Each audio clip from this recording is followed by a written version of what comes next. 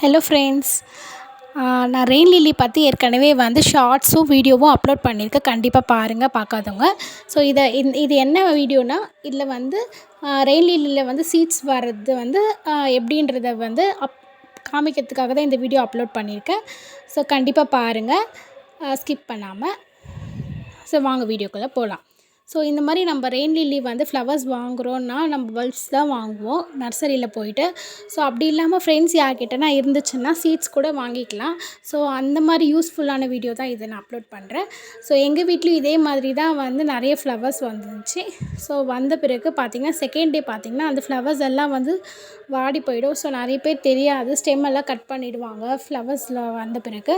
So அந்த மாதிரி வந்து நிறைய செடி உருவாக்கணும்னு நினைக்கிறவங்க ஃப்ளவர்ஸ் வந்து அந்த ஸ்டெம்மை வந்து கட் பண்ணாதீங்க, அப்படியே விட்டுருங்க. 2 வீக்ஸ் ஆஃப்டர் எப்படி இருக்குதுன்றதை நான் வீடியோவில் காமிக்கிறேன்.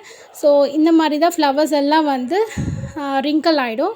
ரிங்கிள் ஆகிடுச்சுன்னா வந்து அந்த ஸ்டெம்மெல்லாம் அப்படியே விட்டுருங்க. ஒரு 2 வீக்ஸ் ஆஃப்டர் பார்த்திங்கன்னா அந்த ஸ்டெம்மெல்லாம் வந்து கொஞ்சம் வந்து அந்த ஃப்ளவர்ஸ்லாம் வந்து கொட்டிடும், ட்ரை ஆகிட்டு கொட்டிடும். அதுக்கப்புறம் சின்னதாக ஒரு பட்ஸ் ஃபார்ம் ஆகும். அதுலேயே அந்த பட்ஸ் எல்லாம் வந்து நல்லா பெருசாக வரும். ஸோ அது வந்து கொஞ்ச நாள் கழித்து 1 வீக் ஆஃப்டர் பார்த்திங்கன்னா கொஞ்சம் பெருசாகும் அந்த பட்ஸு. ஸோ அந்த வீடியோவில் காமிக்கிற பாருங்கள், இப்படி தான் இருக்கும். பாருங்கள், அந்த பட்ஸ்லாம் இந்த அளவுக்கு நல்லா பெருசான பிறகு கொஞ்ச நாள் கழித்து அது வந்து என்ன ஆகும்னா ட்ரை ஆகும். ட்ரை ஆன பிறகு நல்லா பெருசாக ஆகிட்டு தான் ட்ரை ஆகும். ஸோ அது வரைக்கும் வெயிட் பண்ணுங்கள்.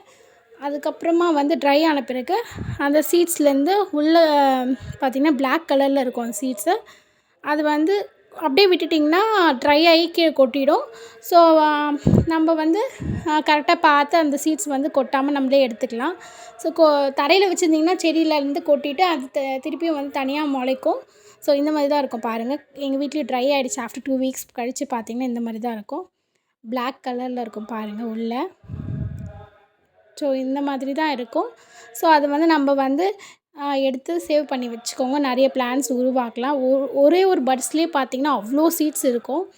எனக்கும் நிறைய சீட்ஸ் கிடச்சிச்சு நிறைய ஃப்ளவர்ஸ் வந்ததுனால. ஸோ நான் எல்லாத்தையும் வந்து சேவ் பண்ணி வச்சுருக்கேன். நான் திருப்பி நிறைய பிளான்ட் உருவாக்கலாம்னு சொல்லிவிட்டு.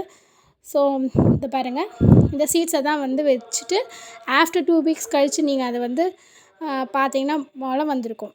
அதாவது நீங்கள் விதைச்சி விட்டுருந்திங்கன்னா வந்து பார்த்திங்கன்னா இந்த மாதிரி தான் சின்னதாக முளை வந்திருக்கும். ஸோ பாருங்கள், வீடியோவில் காமிக்கிறேன்.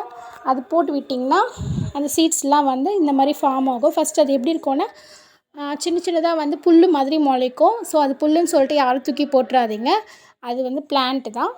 ஸோ இந்த மாதிரி மெலிசாக வரும் அது. அதுக்கப்புறம் தான் தண்டு வந்து நல்லா பெருசாக வந்து அதில் வந்து ஃப்ளவர்ஸ் வரும். ஃப்ளவர்ஸ் வரலையேன்னு சொல்லிட்டு எல்லோரும் வந்து ஃபீல் பண்ணாதீங்க. அது சீசன் டைமில் மட்டும்தான் வரும். மெயினாக வந்து மே டு ஜூனு. ஸோ ரெயின் சீசனில் மட்டும்தான் வருன்றதுனால அது ரெயின் லில்லின்னு சொல்லிட்டு பேர் வச்சுருக்காங்க. ஸோ இந்த வீடியோ பிடிச்சிருந்தா லைக் பண்ணுங்கள், ஷேர் பண்ணுங்கள், சப்ஸ்கிரைப் பண்ணுங்கள். Thank you friends.